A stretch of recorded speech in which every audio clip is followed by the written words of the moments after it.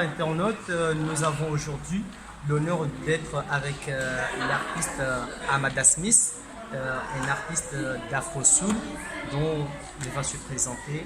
Monsieur l'artiste, je vous en prie de vous présenter en quelques lignes pour que ceux qui ne vous connaissent pas puissent comprendre à qui l'artiste en question est dans les Donc je m'appelle Amada Smith, c'est mon nom de scène. Sinon je m'appelle Amada Youssouf. Je suis natif de l'île de Gazija. Je suis un enfant de l'archipel. J'ai la chance de travailler depuis longtemps dans l'archipel et je vis en France depuis plus de 35 ans. Bienvenue chez nous. Là, on voulait savoir exactement depuis quand avez-vous commencé de la musique jusqu'à là. J'ai commencé à faire de la musique de façon professionnelle, ça fait un petit moment. Mais moi, ici, comme je dis, je suis né ici à la Grande Comore, dans l'archipel, et la musique fait partie de notre quotidien. Que ce soit dans les mariages, que ce soit dans les maolidas, que ce soit dans toutes choses, il y a toujours la musique, elle est là pour marquer l'histoire. Notre transmission, elle est orale. Donc pour marquer un événement, on va créer une chanson. Du coup, la musique, elle fait partie de mon quotidien. Quand j'étais petit, je commençais à faire de la musique, on refaisait les grands. Dans tous les grands, dans les villages, il y avait la partie du haut, la partie du bas, il y a les groupes de Touarab. Et du coup, nous, les enfants, on refaisait. On prenait des briques, c'était nos anciens. On prenait des morceaux de bois, c'était nos guitares. On prenait des marmites, c'était nos batteries. Et un bout de bois, on chantait. Et le village venait nous regarder. Donc moi, je suis arrivé en France, je connais la culture hip-hop. C'est une culture. Il y a la danse, le break. Il y a le graphe, la peinture. Il y a le rap, l'expression orale, le texte. Il y a le DJing. C'est une culture, je suis arrivé dedans en 89. Et j'ai commencé à avoir mon groupe en 90. J'ai arrêté pendant 6 ans et je suis revenu dans la musique depuis 98. Depuis que vous avez commencé, c'est quoi votre inspiration? Alors, comme toute personne issue de la culture hip-hop, le hip-hop vient des États-Unis. Donc on a commencé à faire comme les Américains, à écouter d'abord le rap américain, à faire comme eux, en composant de musique, on allait sampler dans le jazz, dans le blues, dans la soul music, dans le classique. Et à un moment donné, je me suis dit, je ne pourrais jamais être meilleur qu'un Américain. Par contre, un Américain ne sera jamais meilleur que moi si je vais sampler dans la musique traditionnelle de l'océan Indien. En venant travailler sur les... Ici en Comore, on dit musique Ashtamadouni. Quand je viens puiser dans le Ashtamadouni, un Américain ne pourra jamais être meilleur que moi. Donc j'ai fait ce travail-là. À partir de l'album je commençais à travailler sur les musiques d'Afrique. Je suis allé au Congo-Kinshasa, je suis venu ici travailler avec Check MC. Et après, je me suis dit, il me faut un album entier consacré à mes origines. Je suis venu avec une équipe sur toutes les îles. J'ai fait Anjouan, Grande Comore, Mayotte, des résidences avec 30 musiciens. À chaque fois, j'ai jamais pu venir à Moroni à cause des transports. C'était prévu dans mon programme. À chaque fois, j'arrivais à Moroni pour prendre un avion. J'ai jamais eu d'avion. Donc c'est pour ça que je suis hyper heureux qu'aujourd'hui ça puisse se faire. Et c'est la première fois que je viens à Moroni et je suis très très heureux. Ok. On a appris que depuis le 28 février, vous êtes dans les îles Comores et le tournée s'est commencé, mais pas à l'île Mayotte dont tu es venu en premier lieu, mais c'est à commencer à la Grande Comore.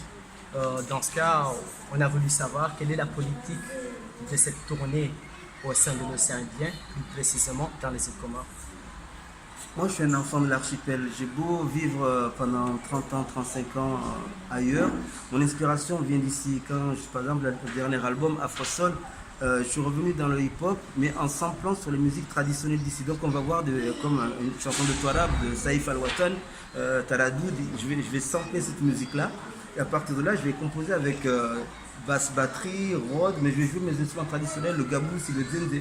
Donc l'idée, comme je puise dans ces musiques traditionnelles de l'archipel, l'idée c'est de revenir ici, même si je tourne beaucoup en Europe, l'idée pour moi c'est revenir aux sources.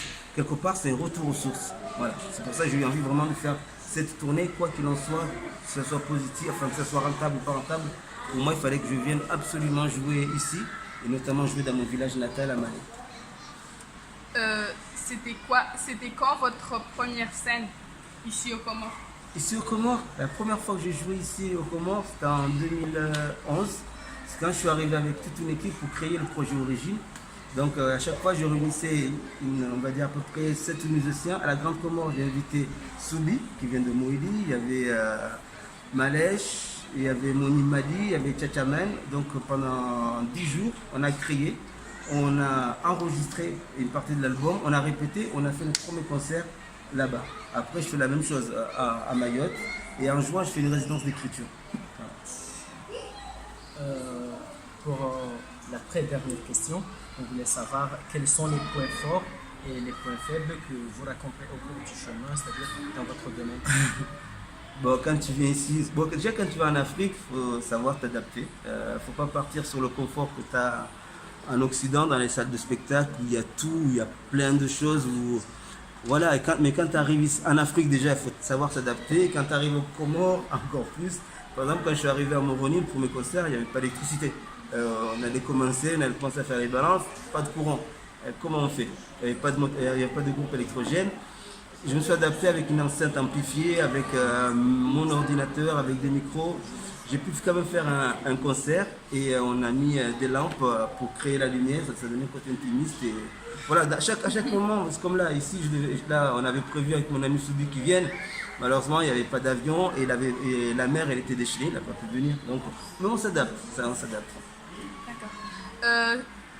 Qu'est-ce que vous allez présenter aujourd'hui, sur le spectacle d'aujourd'hui, qu'est-ce que vous allez présenter en gros? Alors ici, dans toute la tournée, ici c'est une première parce qu'ici je fais 2 spectacles au lieu d'un, donc vous êtes gâtés.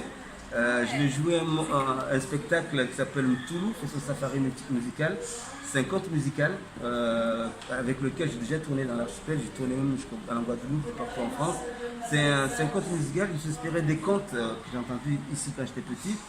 J'ai pris les instruments traditionnels que j'ai, le gabous et le denze. J'ai créé l'histoire de Mtoulou, qui est un jeune guerrier pacifique qui part de la 5e île des Comores engloutie dans les abysses à la recherche de ce fameux trésor qui remontera peut-être cette île à la surface et qui ramènera peut-être la paix et l'harmonie dans l'archipel. Et peut-être la paix et l'harmonie dans le monde, on verra. Donc il y a ce premier spectacle, je vais jouer, il dure 45 minutes.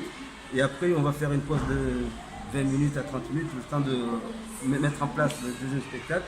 Le deuxième spectacle, c'est l'album Afrosol avec lequel je tourne. Et je vais aussi interpréter quelques titres de l'album Origine aussi. Voilà. Merci.